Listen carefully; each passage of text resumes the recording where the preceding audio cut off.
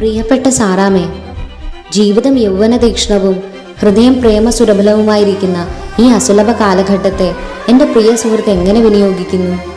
ഞാനാണെങ്കിൽ എൻ്റെ ജീവിതത്തിലെ നിമിഷങ്ങൾ ഓരോന്നും സാറാമ്മയോടുള്ള പ്രേമത്തിൽ കഴിയുകയാണ്.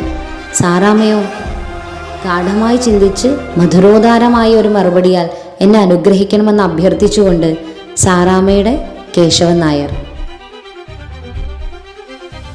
ജീവിതം യൗവന തീക്ഷ്ണവും പ്രേമസുരഭലവുമായിരിക്കുമ്പോൾ ജീവിതത്തിന് മധുരം പകരാൻ മറ്റൊന്നും ആവശ്യമില്ലല്ലോ. കേശവൻ നായർ എന്ന യുവാവ് സാറാമ്മ എന്ന യുവതിയിൽ അനുരക്തനായി. വിവാഹപ്രായം കഴിഞ്ഞ സാറാമ്മ കേശവൻ നായരോടൊരു ജോലിക്കായി അപേക്ഷിക്കുന്നു. സാറാമ്മയെ ഞാൻ സ്നേഹിക്കുന്നത് പോലെ സാറാമ്മ എന്നെയും സ്നേഹിക്കണം. ഇതായിരുന്നു അയാൾ നിർദ്ദേശിച്ച ജോലി. സമുദായ സൗഹാർദ്ദത്തിനോ സന്മാർഗ ചിന്തയ്ക്കോ കൂട്ടം തട്ടാത്ത വിധത്തിൽ ഒരു പ്രേമകഥ വിജയകരമായി അവതരിപ്പിക്കുകയാണ് വൈക്കം മുഹമ്മദ് ബഷീർ പ്രേമലേഖനത്തിലൂടെ.